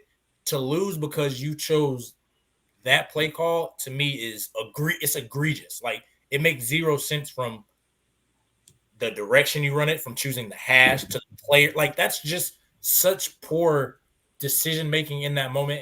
And I get it. It's in the moment, but I do expect more. I was mad about that immediately because you cut the field in half. So yeah, I mean, that's I'm not disagreeing with anything you said. The only thing I'll say is I know Malzahn says, and maybe it's wrong or whatever, but he said that there was two primary 2-point conversion plays that they've practiced like a ton in practice, like repeated and repeated. Now, I don't know if it was specifically with those players like Townsend and or whatever, but he said one was that, which I'm assuming is from the hash and how they did it, where it was, trying to get it to the receiver there in the corner of the end zone. And then one other was a running play. And he's like, it was a 50-50 call and he made the choice to do that one. So he had confidence in the play, not saying it was the right one, or maybe it wasn't supposed to be Townsend, maybe it was supposed to be Harvey. And I don't know, Harvey was banged up in that play. I have no idea, but that was something that, he did say. So I don't know if that makes a difference, but he said there was one or two choices there. Townsend X was also hobbled. He twisted his ankle or did something to his ankle, and he was also sick. Yeah. So my biggest thing is pick the right hash. Yeah, and like, that's just, if that's the play that we work on as a 2-point play, like, I don't know. Like, if that's our best 2-point play, we have huge, like, that's a problem. That's not the play that you're going to run from the 2-yard line game on the line. Like, a double pass. Yeah. That's not, that means you're basically saying, I mean, how often do you execute a double pass in the normal game? True. Like, true. Go through something that, for Gus Malzahn, it was last game. I'm just saying. Yeah, but if you're gonna, the way I say it, if you're gonna go down and you're gonna die on the hill for something, I'd rather die on the hill, like you said, Roger. We spread them out, go 4 or 5 wide, run slants. If it's not there, or something similar to that, if it's not there, hey, JRP, make something happen. Because if we lose because JRP tried to make something happen and it just didn't happen, I can live with that. I can't live with a double pass with our wide receiver. Like, that just, it doesn't make sense to me. And again, I don't, it doesn't matter how many times they run it. It's a terrible call with the game on the line. All right. And we'll leave it at that. That was not the reason we lost per se. However, it was an opportunity for a win that I do think we all agree that wasn't the best play call. Yeah. So with that being said, we're moving from Trey to Alan and his oxymoronic stats of the week. Alan, all right. I know you had one for us. How many do you have now? A couple. One that, so this year we've obviously, outside of Houston, Cincy, and BYU, we played 4 teams in the Big 12 before joining the Big 12. When obviously I'm going to say one of those is West Virginia. Do you guys know the other 3? And sorry, Josh, hopefully this wasn't your quiz question, but just for fun here, if you want to. Baylor. Yep. Texas. Houston. Yep. Well, Houston. He was saying the leftover. Kansas State was the other one, the tornado game. Correct. Yeah.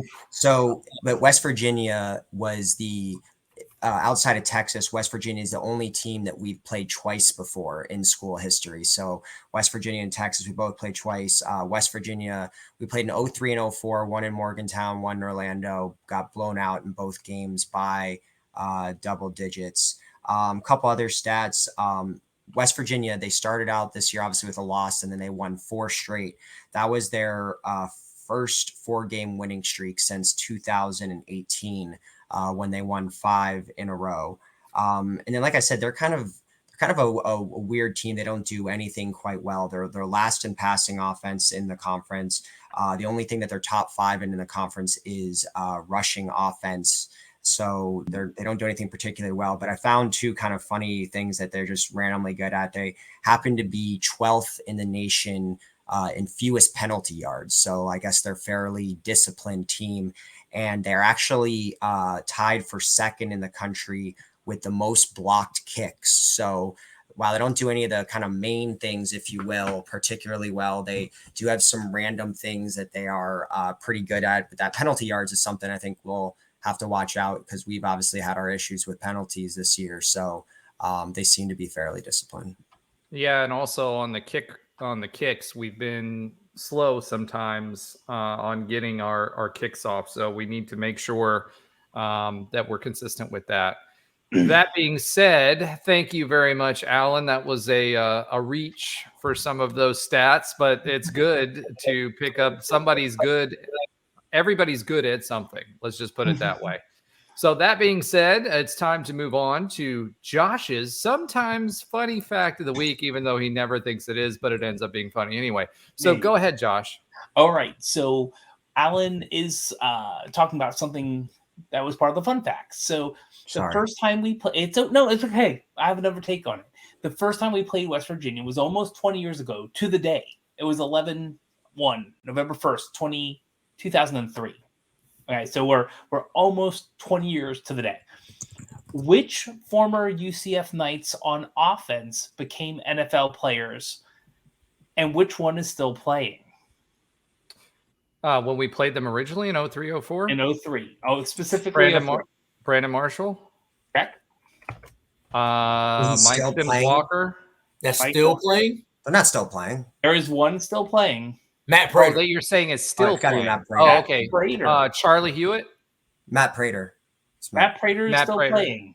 I put offensive players that actually did something in the game that were on a stat sheet. This is 2003. Charlie Hewitt went to school with me, so it wasn't 2004. Yeah. I think it was. He might have been a smidgen later. There's one other that's still playing from over. Not still playing. No. You got the one still playing. That was just Matt Prater. He played for the Giants and a few other teams. Atari Bigby. Offense. Oh, sorry, offense. You said Marshall. Oh, the lineman. Josh Lyman. Was on a stat sheet. So there might be some O-line. Like Sitton might be on there and whatnot. But 2000, that's right. 2004, right? You said? Yeah. 2003. And actually, I think he was in 2004 too. As well. Let's see, wide receiver or running, probably wide receiver, running back. Was it tight end? It was. What's that dude's name? That dude. That's his name. That dude. I don't remember back to 03, 04 who the tight end was.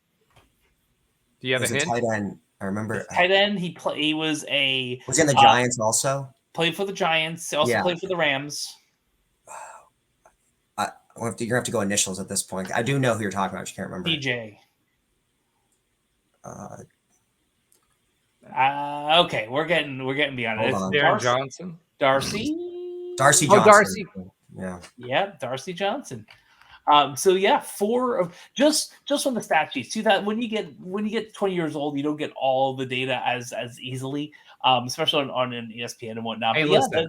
There's definitely some. If you can't find the data, imagine what it's like for us to recall. That's a lot of seasons of football. I know. Well, you got three right off the bat, and I was really, really shocked that Matt Prater was still in there and still in the NFL. I mean, he's still. He just had a picture with what was it, Alex? Alec Holler? No, I'm sorry, Alex Ward. Alex Ward. He had a picture after a game where I think he's kicking for the Cardinals now. Yeah. And obviously Alex is still with the Rams. And it was like 2 weeks ago, they posted something on social media where it was like two specialists that are still playing. Charlie Hewitt's still playing too, by the way.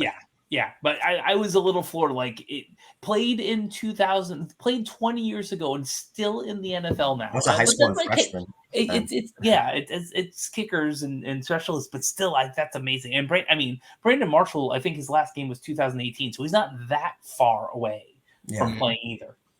Oh, and we had some good defenders back then too. Some real good defenders. Asante Samuel. That's the first name that popped to me. Sorry, Big B. He was good. He was good. It's crazy how many solid NFL players that have come through the program, and people don't remember for a long time there we've called DBU for a reason. You know what I mean? Yeah. So, all right, Josh, thank you so much for your sometimes funny fact of the week. This week, I think it was more consternating fun fact of the week. As for me, it is my turn to talk about a little bit of listener love. Now, this week we didn't have as many comments, which we're always looking for feedback and also what your thoughts are on what we do. However, a little bit of a shout out. We did reach a milestone this past month. In the last 28 days, we've had over 1.6 thousand views of our content. So I want to throw a quick shout out there to everyone who's looking at our content, who's supporting us in that way. We aren't monetizing the channel, but it's still good for us to know that we're producing content that has value to you. So thank you so much for continuing to to watch. We encourage you to subscribe. And we appreciate it as we continue to pump out content for you. And we actually have more. We have some hoops coming up that's a little bit different. Next week we'll be joined by a special guest, Ben Stout. So you'll see some stuff on there. A good friend of Trey and mine, who'll be doing the preview. And we'll also be having a former UCF basketball player join us in Chance McSpadden in the coming weeks as well to help us with our basketball content. So for those of you hoops fans excited about the Big 12, I'm excited about being in the Big 12, not excited for this season just yet.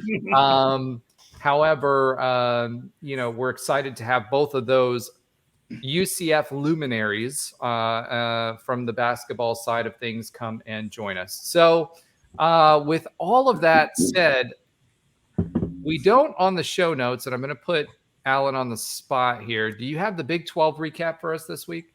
I do. All right. You just didn't put it on the show notes. All right. You're kind of looking like our good friend who drives Buicks now with the way your hair is done. Yeah, my hair's pretty long right now. I could put on my my new UCF hat here. So here we go. There you go. By the way, before you move on from that, you see the player hats. Why are we not getting the player hats? That Night Script logo hat is fire. And we, our hat selection, our hat game selection has it's bad compared to like what the players are getting. Please give us some of those players. I mean, people remember, guys, if you give to all your marketers out there, if you give a solid product, people will buy that. If you give them a poor product and then try to say, hey, not as many people are buying it, so we're not going to buy those hats, you're going to get less sales. So quick marketing tip, put out the fire stuff because the rest of us will actually spend our money to it. All right, Alan, Big 12 super recap by Alan this week. All right. So once again, the Big 12 just showed zero consistency with the teams. No way to predict this stuff. The Big 12 has kind of been eating itself alive. So Baylor beat Cincinnati 32-29, but avoided they avoided a furious comeback by Cincy. They outscored Baylor 15-3 in the fourth quarter. So they had a reverse UCF there, and they ended up losing by 3 there.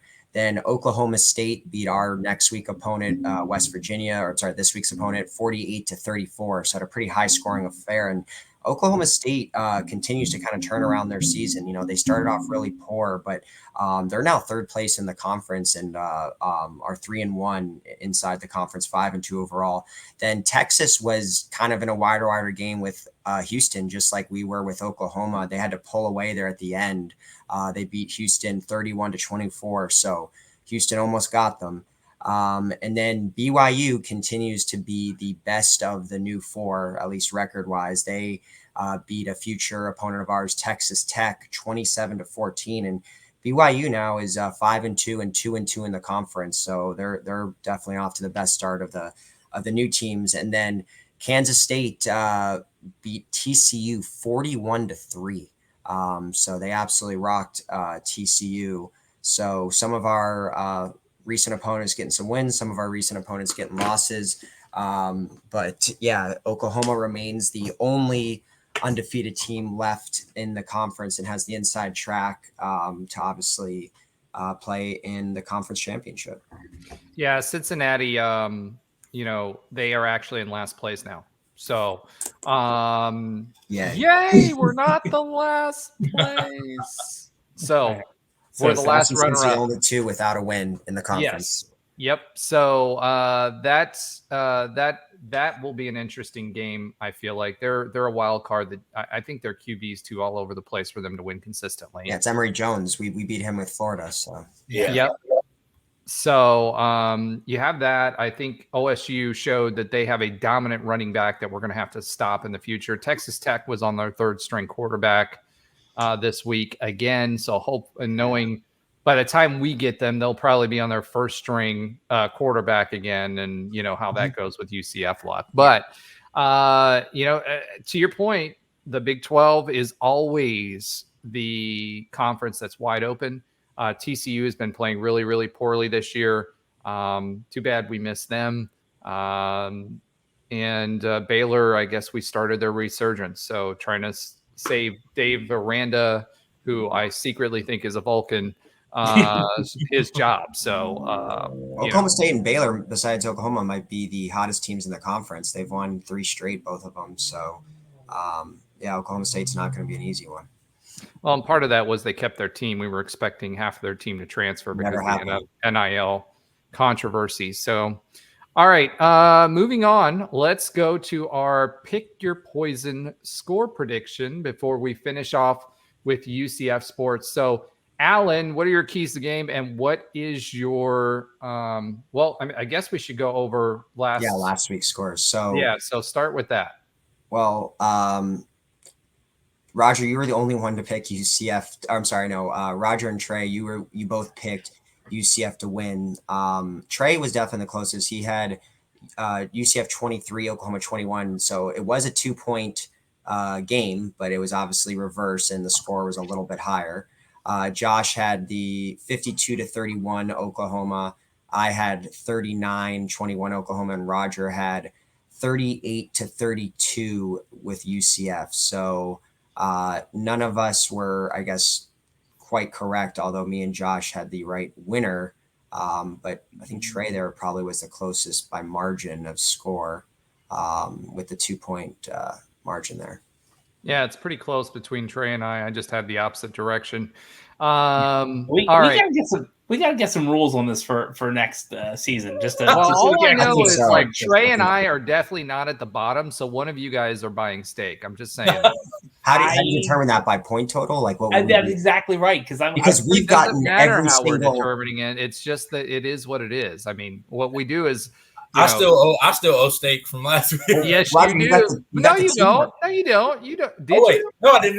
No, I didn't. Actually, no, that was Ben, wasn't it? Ben or Andrew? You and Trey got the team wrong, so that can't even be close to correct. It's the wrong. You picked the wrong team. We'll get some rules. Like I said, I'm always I don't know about UCF to win. Margin. It's not about who wins; it's who's closest to the pin. How is it? But it's the wrong team. It doesn't matter. I don't know. We'll iron out these details. Who says it doesn't matter? I say it doesn't matter. And you're wrong. I'm going to disagree with that. It's all good. We'll figure out. I already told you guys that I would automatically be buying the steaks because I'm never going to pick against UCF. Right. Also, so it's always been closest to the pin with the scores. Well, listen, next week we might have to drive your score up a little bit. Well, yeah. Well, I mean, Alan, if we're counting that, I did a good job with that 72-0. So. Well, yeah, mine is skewed from my 72-3 pick that I wasn't there for. All right, Alan, what are your keys to the game, and what is your prediction? Pick your poison prediction for this week. Yeah, I'd like to get out to a fast start in this one. Use some of that momentum from last week and really come out strong in this one, I think would be my first key. Second key, I would like to, have JRP be a little bit more multidimensional, be able to run the game. I think we saw how much we were missing that in the Oklahoma game, when he's a dual threat. I think he's at his best. And then, 3 would be, continue what we're doing on defense this last game. I like the getting back to the basics approach, obviously winning the turnover battle too. I'm expecting the crowd to be in it for this one. So win that turnover battle, do everything that's our strengths that we saw, like, kind of Trey talked about, we had to have that perfect game against Oklahoma. I don't think we have to have the perfect game against West Virginia, but we saw when we have a game plan that fits our mold and fits our personnel, we can execute it. So, let's wash off the stink of these last 4 weeks and, get this. I mean, this is a winnable game for us. And, pick your poison would be just this last week game against Oklahoma was fool's gold, and everything we thought was just maybe we played up to the competition, had a good matchup in a sense against them, and just played out of our mind, and we kind of resort back to how we played, before the Oklahoma game. That would be my biggest fear, is that this week was just kind of a aberration and we kind of fall back into old habits. What's your prediction?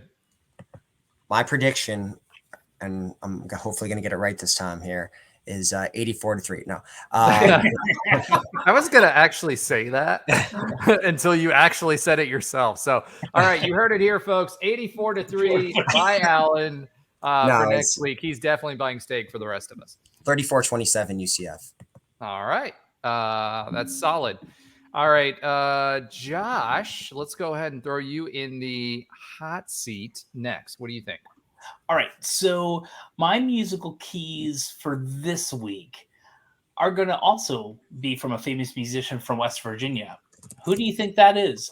I'm looking at the clock, less than a minute. Very famous West Virginia musician. Country Roads? No, too obvious. No, you said very obvious. I mean, come on, Josh. Well, no, I'm not doing that. That's too obvious. What genre? So Brad Paisley probably would be one. I don't think there's too many country music fans in here. It would probably be the most popular. I like country. So hold on. I have to stop this for a second here. Alan said we need to start playing the song in the background when you do this. And I am not going to do that because there will be way too many Taylor Swift songs going on during this show for my liking. So that's not happening, Alan. I'm sorry. Great suggestion. Unfortunately, with Josh being a Swiftie, it's just too much.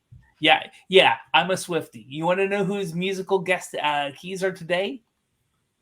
Bill Withers. Who's Bill Withers? You should know who. Okay, yeah, I know Bill Withers. Yeah, exactly. I'm always like who, and then you play the song and you're like, oh, that guy. Yeah, this will be exactly that. So the 3 keys are probably 3 of his top hits. Ain't No Sunshine. And when she's gone, right? Yeah. Song. And that's the defense, because when they were gone, we saw what was happening, right? So what I feel the keys of the game are going to be to see a similar, kind of where Alan was, a similar defense to what we saw, what Alan and I saw live in Oklahoma. It was much better. You've heard us talking about this all podcast long. So that's key 1. 2, just the 2 of us.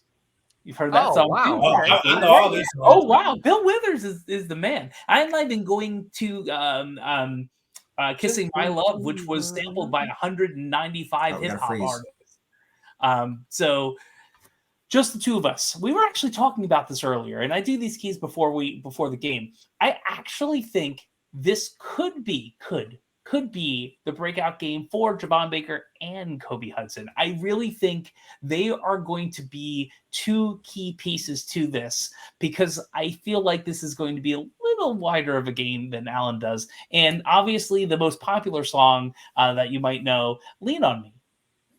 Oh, yeah. Oh yeah, that's I sing that all the time. Actually, yeah. I'm serious about bangers. So I didn't realize it was Bill Withers. I don't know why. Bill Withers, and it was. A lot of these songs have been either sampled or have been covered a lot in the 70s too. It's not even today. It's like Lean on Me was covered a ton of times. And actually, I think on his first album, he did a cover of a Beatles song too, if I remember correctly. So not Still Bill. I forgot the first one. So Lean on Me. I feel like this is going to be a bigger game from the offense than expected. And we're going to have to lean on the O-line and the RB the running backs like we kind of have in previous games. So I feel a combination of it's going to be a lot of offense. I think it's going to be a lot more offense than people expect. Between that and seeing this defense to where it should be and has been is the Keys musical, Keys to the Game by Bill Withers. My poison for this week is going back to the mentality of any game that was in Kansas. We were past that. We've seen improvements, and as long as the team feels that level of confidence, you're going to get a letdown because of how the game ended and you didn't win in Oklahoma, but anyone who's probably watching film this week sees the difference. And if they take that and build on that and move forward, I think it'll be great. But poison would be like, no, this isn't good enough, and we're just going back to missing everything, not seeing keys, all that stuff. I don't think that's going to happen. Prediction. So my prediction is way 96-3. Man, you beat. Wow, you guys are really confident. My prediction is bigger than the spread. It's not Cumberland, but it's bigger than the spread. So my prediction is UCF winning 45-24. I think this is going to be I don't think this is going to be a close game. I feel like it's going to be a breakout to the rest of the season, and hopefully that actually happens so I can throw this on a short and make me look good. All right. Josh is trying to make himself look good. So UCF, do your part, please. All right, Trey Neal, what is your pick your poison and your score prediction? Yeah, I think my poison would be kind of along the same thing as Alan. That last week was fool's gold. That everything we saw that got us so excited, and maybe we're turning the corner against this great team. It just all goes to hell, and we do everything. We did. Hey, we're clean. Remember, we're a clean show. Come on. That's a goes to heck. I'm sorry. Yes. But yeah, it just like that. It almost just. We revert back to what issues we had earlier. I think that'd be the worst thing for me. And my score prediction will be, again, always choosing the guys. So I got UCF 34, West Virginia 30. I think it's going to be a close one. But that's what makes homecoming fun. Keep everybody in the stands all game so we can be rowdy all game. So I think it'll be a close one. All right. Thank you, Trey. For me this week, keys of the game, couple things. One, make sure that we keep pressure in the middle and stay healthy with Ricky Barber and Lee Hunter there in the middle. Two, make sure that we maintain our edges. I feel like I'm going back to game 1, game 2, game 3, maintain the edges. This is going to be a running and rushing attack by West Virginia.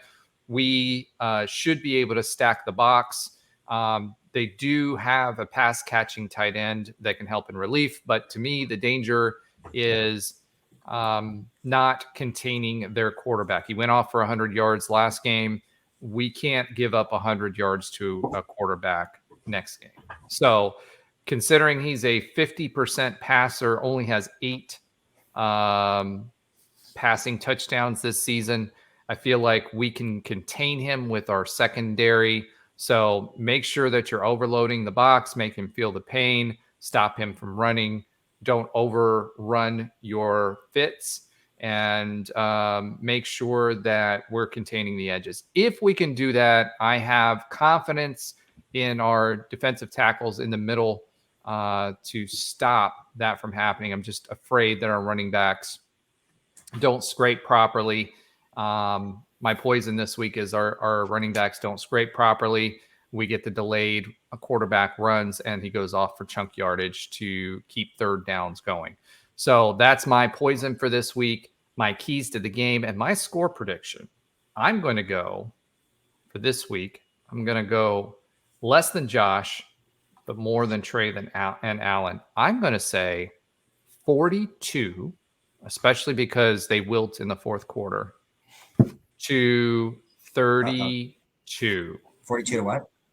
42-32. 42 UCF. to 32 UCF. All right.